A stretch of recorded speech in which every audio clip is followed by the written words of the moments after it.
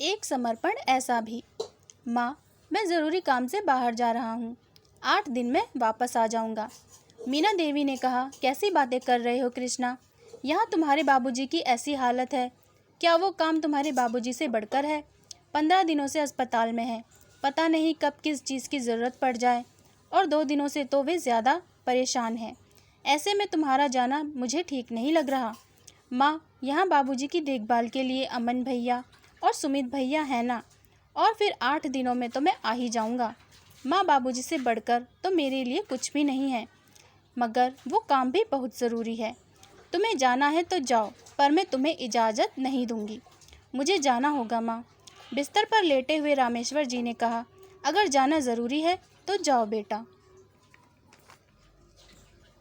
कृष्णा ने रामेश्वर जी के पैर छूकर अपना सिर उनके पैरों में रख दिया।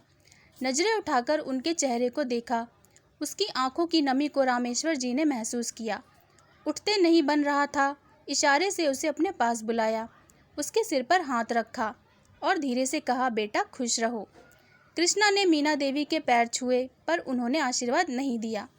वो बोला भी कि माँ आशीर्वाद नहीं दोगी, पर उन्होंने मुंह फेर लिया। वो चला गया। उसके जाने के बाद मीना देवी भन-भना रहीं। मैं कहती थी ना कि अपने तो अपने होते हैं। उसे आपने कृष्णा नाम दिया, बेटे की तरह पाल पोस कर बड़ा किया, और आज जब आपको उसकी ज़रूरत है, वो चला गया। रामेश्वर जी ने कहा, मैं कृष्णा को जानता हूँ, उसे ज़रूर कोई बहुत ज़रूरी काम होगा। हाँ, आप तो ऐसा ही कहेंगे। मीना देवी का क्रोध शांत नहीं हुआ था। अमन बोला, माँ, आप शांत हो जाएं। पापा की दवाई का समय हो गया है, दवाई लेकर उन्हें आराम करने दें। अमन और सुमित जानते थे कि पापा की एक किडनी खराब हो चुकी है और दूसरी में भी इन्फेक्शन फैल रहा है। वो दोनों किडनी डोनर की तलाश कर रहे थे। ये बात मीना देवी को मालूम नहीं थी। रामेश्वर जी की हालत बिगड़ती जा रही थी। रामेश्वर जी को कृष्णा की याद आ रही थी। उन्हें याद आया कि किस तरह उन्होंने उस नन्ही सी जान को सुबह सुबह उनके घर के दरवाजे पर पड़ा हुआ रोते हुए देखा था।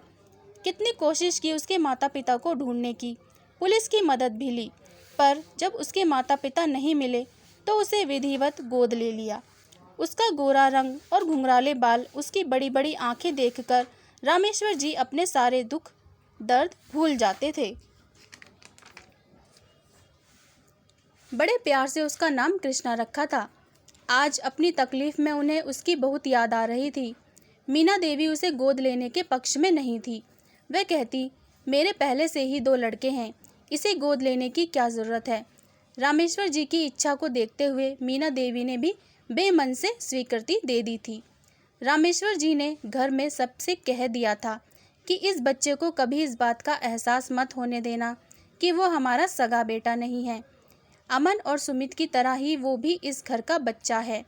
धीरे धीरे सब सामान्य हो गया। तीनों बच्चों को एक जैसी परवरिश मिल रही थी, पर सच कभी छुपता नहीं। कृष्णा जब उस समय 10वीं कक्षा में पढ़ता था, एक दिन वो स्कूल से घर आया तो उसके कानों में उसके घर आए कुछ मेहमानों के शब्द सुनाई दिए। वो वहीं खड़ा होकर सुनने लगा। वो कह रहे थे, रामेश्वर जी, आपकी और भाभी की जितनी तारीफ की जाए कम है। आपने एक अनाथ बच्चे को बिल्कुल अपने बेटे की तरह पाला। आजकल के ज़माने में ऐसा कौन करता है। रामेश्वर जी ने कहा, ऐसी बातें ना करें। कहीं कृष्णा को मालूम हो गया तो वो सहन नहीं कर पाएगा। उसे मालूम ना हो, इसलिए हमने वो शहर छोड़कर इतनी दूर तबादला करवाया। यहाँ किसी को यह बात मालूम नहीं है। कृष्णा हमें जान से भी ज़्यादा प्यारा है। उन मेहमानों ने क्षमा मांगी। कृष्णा को जब सच्चाई मालूम हुई तो उसकी दुनिया हिल गई। जिन माता पिता के प्रति उसके मन में अधिकार का भाव था, पल भर में वह भाव उनके प्रति अपार श्रद्धा और आदर में बदल गया। वो गुमसुम रहने लगा। उसकी चंचलता जैसे गायब हो गई थी। एक दिन रामेश्वर जी ने पूछा, बेटा क्या बात है, क्या परेशानी है? तो उसकी आंखों में आंसू आ गए। वो बोला, बाबूजी, उस दिन वो मेहमान क्या कह रहे थे? आप मेरे सिर पर हाथ रखकर कहो, क्या मैं? वो रो पड़ा। तब बाबूजी ने उसे अपनी बाहों में समेट लिया और कहा, आगे से कभी ऐसा ना सोचना, ना बोलना। लोग कुछ भी कहें, तू मेरा और मीना का बेटा है। वे उसे अपनी बाहों में समेटे हुए घंटों तक रोते रहे। और वो भी उनकी बाहों में सिमटा सुबकता रहा। उस दिन के बाद इस बारे में कोई चर्चा नहीं हुई। जीवन चलता रहा। अचानक रामेश्वर जी की तबीयत खराब हो गई और वे 15 दिनों से अस्पताल में भर्ती थे। वे कृष्णा को याद कर रहे थे और सोच रहे थे कि आखिर कृष्णा को ऐसा कौन सा ज़रूरी काम आ गया कि वो मुझे ऐसी हालत में छोड़कर चला गया। सोचते सोचते उनकी आंख लग गई। दूसरे दिन सुबह उनकी तबीयत ज़्यादा बिगड़ गई। सब परेशान थे। तभी डॉक्टर ने अमन को बुलाकर कहा, बेटा, तुम्हारे पापा के लिए किडनी का डोनर मिल गया है। सब मैच हो गया है। कल सुबह रामेश्वर जी का ऑपरेशन कर देंगे। अमन की खुशी का ठिकाना नहीं था। दोनों भाई ने माँ से यही कहा कि पापा का एक छोटा सा ऑपरेशन है। ऑपरेशन सफलता से हो गया। डॉक्टर उनके पक्के मित्र थे। 7 दिनों के बाद अस्पताल से छुट्टी हो गई। सुबह घर आने के बाद उन्हें फिर कृष्णा की याद आई और बोले, 8 दिन हो गए, कृष्णा अभी तक नहीं आया।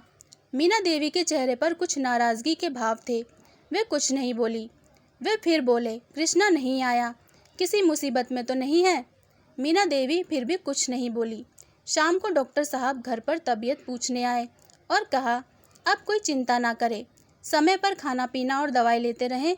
मीना देवी ने डॉक्टर को धन्यवाद दिया तो वे बोले, मैंने तो एक डॉक्टर होने का फ़र्ज निभाया है। धन्यवाद का असली हकदार तो वो बच्चा है जिसने अपनी किडनी डोनेट कर आपके माथे के सिंदूर को बचाया है। मीना देवी ने कहा, कौन है वो बच्चा? एक वो बच्चा है और एक वो कृष्णा, मुसीबत के समय हमें छोड़कर चला गया। डॉक्टर ने कहा, कौन वो कृष्णा जिसे आपने अपने बेटे की तरह पाला था? डॉक्टर की बात सुनकर सब आश्चर्य में पड़ गए कि इन्हें ये बात कैसे पता चली। रामेश्वर जी मीना देवी की ओर ऐसे देख रहे थे मानो पूछ रहे हों कि तुमने तो नहीं बताया। सब मौन थे। डॉक्टर ने कहा, मुझे आप लोगों ने नहीं बताया, ना कृष्णा ने बताया। आपने तो पूर्ण समर्पण के साथ उसे अपना बेटा माना और उसे अच्छी परवरिश दी। मुझे तो ये बात मालूम ही नहीं होती अगर मैंने उसके अंतिम पत्र को नहीं पढ़ा होता। अंतिम पत्र? कैसा पत्र? कहाँ है? कैसा है मेरा कृष्णा? रामेश्वर जी एकदम अधीर हो गए। डॉक्टर ने कहा, आप शांत हो जाइए, आराम से लेटे रहिए, मैं बताता हूँ। आपके लिए किडनी डोनर की ज़रूरत थी, कोई मिल नहीं रहा था।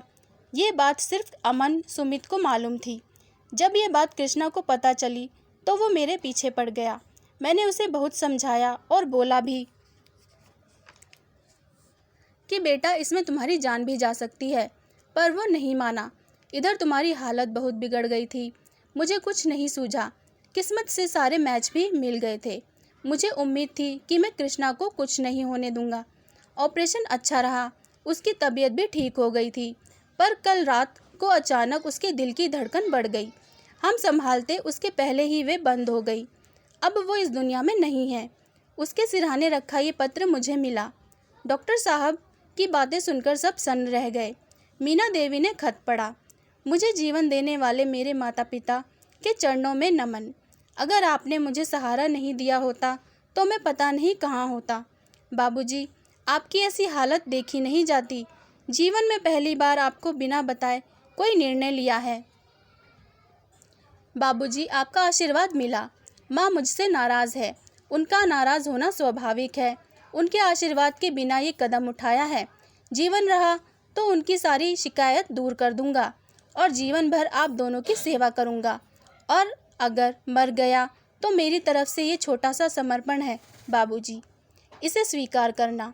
मैं अपने परिवार को हमेशा खुश देखना चाहता हूँ। मैं हमेशा आपके साथ रहूँगा। आपका कृष्णा। किसी के आंसू थम नहीं रहे थे। मीना देवी बोल रही थी, अगर मैंने आशीर्वाद दिया होता तो मेरा कृष्णा मुझसे रूठकर नहीं जाता। डॉक्टर ने समझाया। आसपास के सभी लोग आ गए थे। कृष्णा के पार्थिव शरीर को घर लाकर उसका चाल चलावा करवाया, सारे विधि विधान से। रामेश्वर जी और उनके पूरे परिवार के आंसू रुक नहीं रहे थे।